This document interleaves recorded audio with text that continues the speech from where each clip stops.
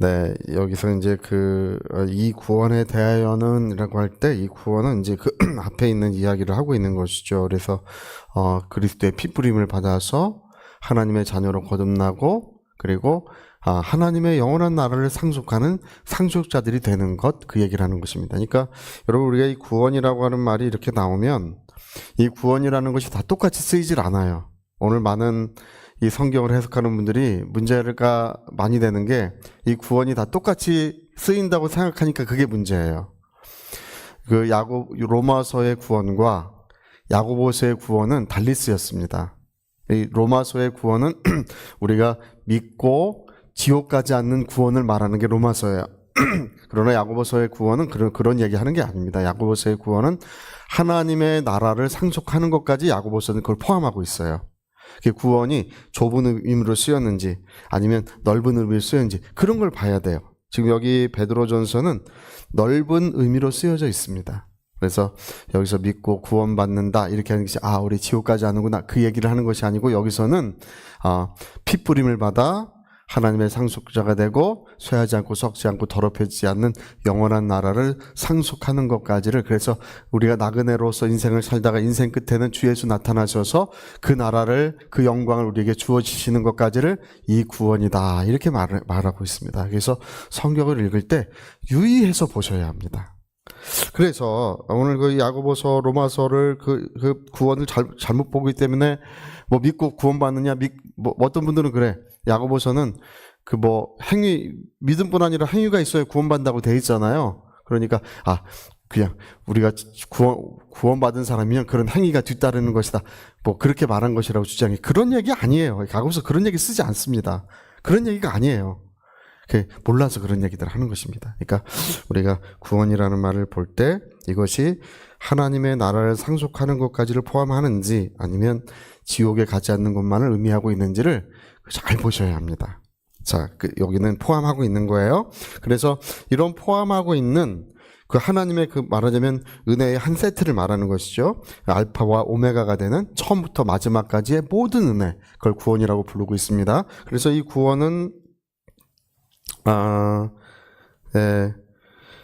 너희에게 임할 은혜를 예언하던 선지자들이 연구하고 부지런히 살폈다고 되어 있습니다. 그래서 그들의 속에 계신 하나님의 성령께서 그 받으실 고난과 후에 받으실 영광, 그걸 미리 가르쳐 주시고 또 어느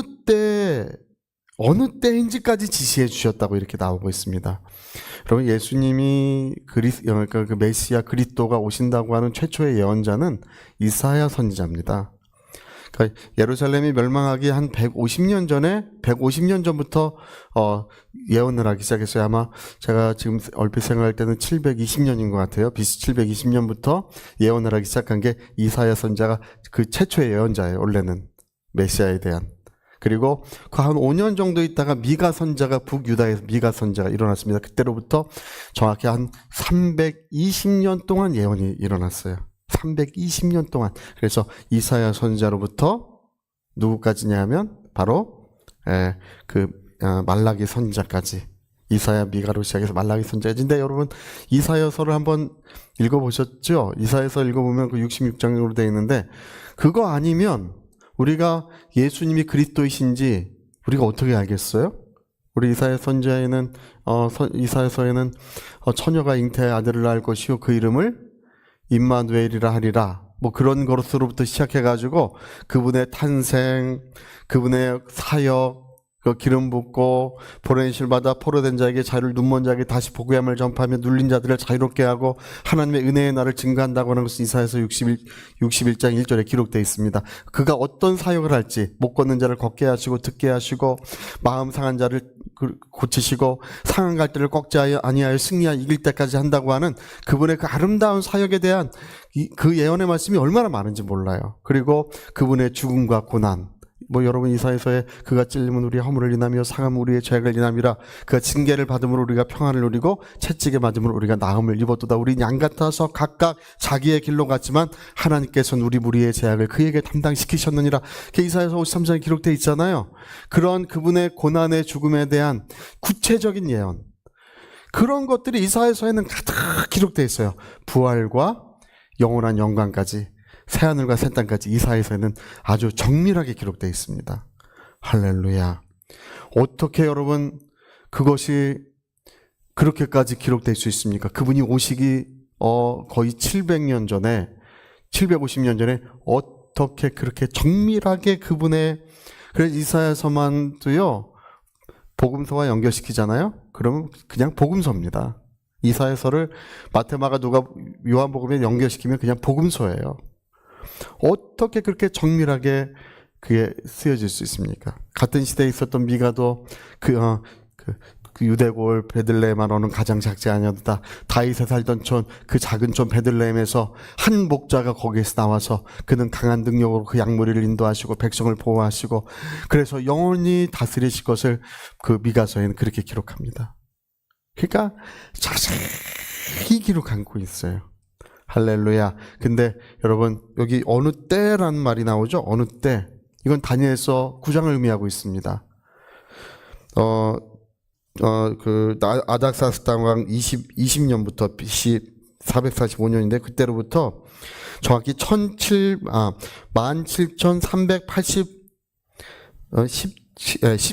3,880일이 지나면 주님이 오신다고 써 있어요. 할렐루야. 17만 3,880일 딱 써 있어요. 그게 70일이라고 하는 것으로 딱 기록되어 있습니다. 69일에가 지나면 기름 부음 받은 자가 세상에 오셔도 끊어질 것이다. 아예 딱 써 있어요. 그러니까 그날이 언제인지 아십니까? 4월 3일 날 정확히 주님이 어린 나귀를 타고 예루살렘에 입성하던 날을 딱 특정하고 있습니다.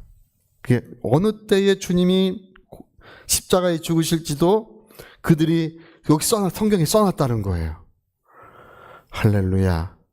그러니까 여러분 우리 구약 선지자들이 참 그들이 신령해서 우리 구약 선지자들은 신령해서 높은 산에 올라가면 동쪽도 보이고 서쪽도 보이고 남쪽도 보이고 북쪽 다 보는 것처럼 저 먼 과거의 일도 보고 그들이 가져다 성경을 쓰기도 하고 또 먼 미래에 일어난 일들도 그들이 자세히 살펴서 그것을 자세히 살펴서 이 성경에 기록해 놓은 것입니다. 근데 그 모든 기록은 우리 주 예수 그리스도에 관한 것인 줄로 믿습니다.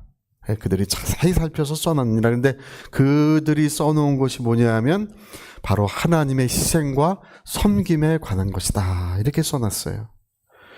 제가 그전에도 한번 그 말씀드렸는데 그 군인들 모아놓고 야 너네들 하나 물어볼게. 이제 부사관이 물어보는 거예요. 너네들 그 평생의 소원을 이루어지는 것과 10억 원이 생기는 것 중에 뭘 선택할래? 이렇게 물어봐. 군인 병사들에게요. 한 6명 앉혀놓고 6명 앉았는데요. 주로 10억이요. 10억이요. 너는 10억이요. 너는 저도 뭐 제가 인생에 뭐 열심히 노력하면 되죠. 저는 꿈이 이루어지죠. 한 군인만 저는 꿈이 이루어지는 거요. 이렇게 말해요. 그래서 6명이 다 앉아서 10억 타령하고 있어. 그거 뭐 하려고? 세계 여행 하려고요. 아니면 저는 또 공부도 좀 하려고요. 뭐 자기 꿈이 많아. 어쨌든 간에 뭐 그런 얘기들을 쭉 해요. 10억을 가질래? 너의 평생의 꿈을 이룰래? 뭐 이거 물어보는 거예요. 근데 이제 거기서 그 부사관이 그 부모님의 비디오를 틀어줘요. 틀어주는데 그 부모님은 다 똑같아. 부모님은 100% 10억이에요. 할렐루야. 그 왜 10억인지를 물어보니까 왜 10억을 받으면 부모님은요. 그 병사들의 부모님인데 똑같아. 내가 자식 클 때 못해준 게 많다고. 못해준 게 많은데 이거 가지고 못해준 거 좀 해주고 싶다고. 그 6명의 병사 중에 몇 분의 병사는 다 똑같이 그렇게 얘기해요. 내가 못해준 거를 좀 해주고 싶다고. 그게 아마 한이 되었었나 봐요. 또 어떤 병사는 내 자식이 이제 결혼할 때 좀 줘가지고 윤택하게 좀 살게 하고 싶대. 뭐 그런 얘기들을 해요. 내가 이 나이 돼서 이제 소원 이루면 뭐 하겠습니까? 이제 나는 그거 받아서 자식 주고 싶대. 할렐루야. 예.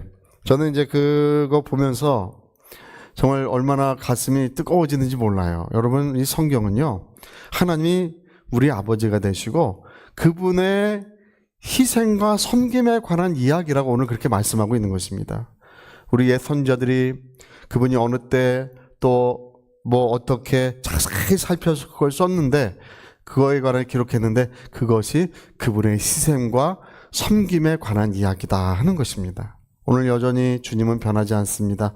오늘도 우리의 발을 닦아주고 계시고, 오늘도 우리를 치료해주고 계시고, 오늘도 우리를 인도해주고 계시고, 그 선한 목자는 오늘도 그분의 자신의 사랑과 능력을 우리에게 나타내주고 계십니다. 오늘도 이 자리에 계십니다. 세상 끝날까지 내가 너희와 항상 함께 있으리라. 세상 끝날까지 내가 너희와 항상 함께 있으리라. 오늘 주님은 이 자리에도 계십니다. 계셔서 오늘도 여전히 우리 가운데 강건함을 주시고 평안함을 주시고 또 모든 충만함을 베풀어 주시는 줄로 믿습니다. 할렐루야. 여러분, 정말 오늘 우리가 이 말씀을 대하면서 이 구원에 대해서는 우리는 모르고 있었지만 선자들은 하나님의 계시, 그들의 속에 있었던 성령으로 말미암아 계시를 받아서 저 멀리서 오는 그 영광의 빛, 멀리서 오는 그 빛을 보고 그들은 이 성경을 기록했습니다. 그런데 그들의 기록을 보니까 그것은 바로 하나님의 희생과 하나님의 섬김에 관한 이야기라고 이렇게 말씀하고 있습니다. 오늘도 여러분, 우리를 살리시고 오늘도 우리를 살리실 것입니다. 또 오늘도 우리를 붙드시고 또 우리 모든 가정에 삼평안을 베풀어 주실 것입니다. 주의 은혜가 충만하시기를 예수 이름으로 부탁합니다. 자, 우리 같이 한번 기도하시겠습니다.